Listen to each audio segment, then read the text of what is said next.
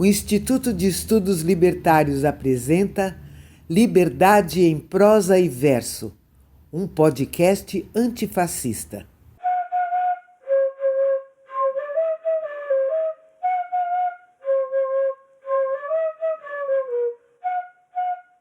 Episódio de hoje: Recordem a Justiça Crucificada. Eu tinha 10 anos de idade quando escutei pela primeira vez os nomes de Sacco e Vanzetti. Não me lembro nem como nem por que eles entraram na conversa, mas me recordo perfeitamente de ouvir minha mãe dizendo a alguém: Houve apelos de toda a parte do mundo, mas nada adiantou. Eles acabaram morrendo na cadeira elétrica. E embora ela não tivesse a menor simpatia por esquerdistas, muito antes, pelo contrário, ouço-a ainda comentar: Foi uma grande crueldade. Com este relato, o jornalista e escritor Mário Pontes inicia o prefácio do livro Sacco e Vanzetti, um erro irreparável, de Catherine Anne Porter. Nicola Sacco e Bartolomeu Vanzetti foram dois anarquistas italianos presos, processados, julgados e condenados à morte nos Estados Unidos na década de 1920, sob a acusação de terem assassinado um contador e um guarda de uma fábrica de sapatos. Bartolomeu Vanzetti nasceu na cidade italiana de Villa Faleto em 11 de junho de 1888. Saiu de casa aos 13 anos, peregrinou por muitas outras cidades italianas e aderiu ao anarquismo. Em 1908, emigrou para os Estados Unidos, onde conseguiu emprego numa peixaria. Nicola Sacco nasceu na província italiana de Torre Maggiore em 22 de abril de 1891. Era o terceiro filho de uma família de 17 irmãos. Em 1908, também migrou para os Estados Unidos. Conseguiu um emprego razoável numa oficina de calçados, casou-se com Rosina Zambelli e teve 2 filhos, um dos quais nasceu quando ele já estava na prisão. Quando a América entra na Primeira Guerra Mundial, Vanzetti atravessa a fronteira do México para fugir ao alistamento obrigatório nas Forças Armadas. É lá que conhece Sacco em idêntica situação. Assinada a paz, os dois voltam aos Estados Unidos. Provavelmente doutrinado por Vanzetti no México, Nicola era agora um militante anarquista, mas ambos limitavam sua ação à propaganda. Não há nenhum indício de que jamais tenham passado à violência. Mas, de repente, no dia 15 de abril de 1920, o destino vai modificar o curso dessas duas vidas humildes e certamente despreparadas para transformar-se em personagens de tragédia.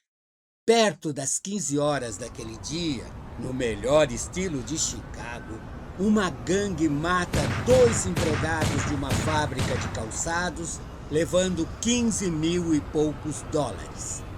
Passados 20 dias, 4 italianos vão ao mecânico buscar o carro de um deles. Eles não sabem ainda que a polícia está de olho no carro, suspeitando que o veículo tenha sido utilizado no outro assalto ocorrido meses antes. Percebendo que a mulher do mecânico telefonava para a polícia, os homens dão fora. 2 deles, pouco depois, são presos dentro de um bonde. Eles estavam armados e, na delegacia, são identificados como Nicola Sacco e Bartolomeu Vanzetti. Interrogados, dão respostas incongruentes e contraditórias. Negam sua condição de anarquistas, dizem que as armas eram para defender-se de assaltantes. Durante o julgamento, o juiz, o promotor e os jurados não escondem sua antipatia pelos réus. O caráter político do julgamento é posto a nu pelo advogado de defesa, mas isso só faz irritar ainda mais o tribunal. Mais de 107 pessoas testemunharam que os acusados não estavam na cena do crime. Tudo foi desconsiderado. Em junho de 1921, os dois foram condenados à morte.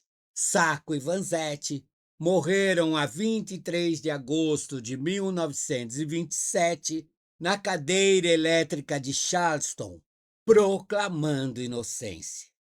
50 anos depois de sua execução, o governador de Massachusetts reconheceu oficialmente que os dois anarquistas tinham sido submetidos a um processo viciado, realizado numa atmosfera de intolerância, hostilidade e ódio.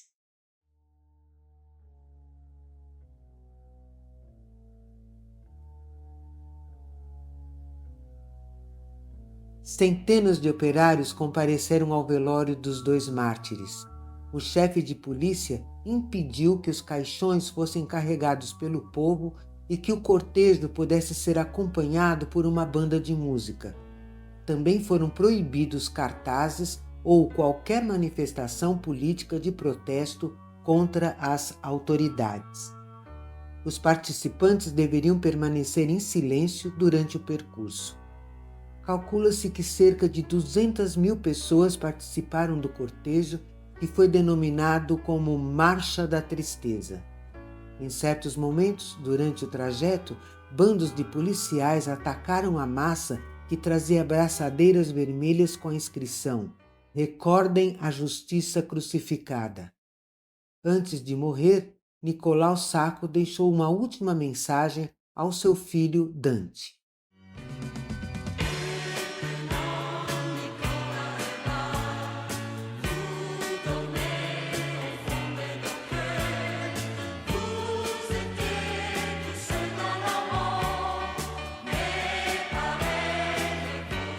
Lembre-se sempre dos dias de alegria e não use tudo apenas para você. Desça um degrau e ajude sempre os mais fracos que gritam por ajuda. Ajude as vítimas e os perseguidos, porque eles serão sempre os seus melhores amigos. E nunca procure a riqueza, pois o ouro não traz consigo a felicidade. E agora vamos ouvir alguns trechos da declaração de Vanzetti no momento da sentença. Em toda a minha vida nunca roubei, nunca matei, nunca derramei sangue humano. Lutei para eliminar o crime, principalmente o da exploração do homem pelo homem. Se há uma razão pela qual hoje eu estou aqui, é esta, e não outra. Estou sofrendo e pagando porque sou anarquista, e eu sou anarquista. Porque sou italiano, e eu sou italiano. Mas estou tão convencido de que estou do lado da justiça, que se vocês tivessem o poder de me matar 2 vezes, e eu por 2 vezes pudesse renascer, reviveria para fazer exatamente as mesmas coisas que fiz. Você acabou de ouvir Liberdade em Prosa e Verso, um podcast antifascista que o Instituto de Estudos Libertários, o IEL, está lançando semanalmente em seu canal do YouTube e nas principais plataformas digitais.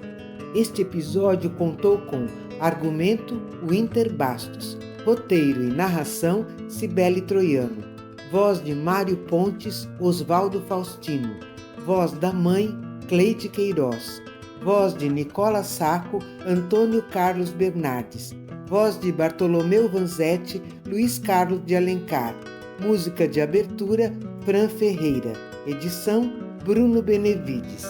Até a próxima!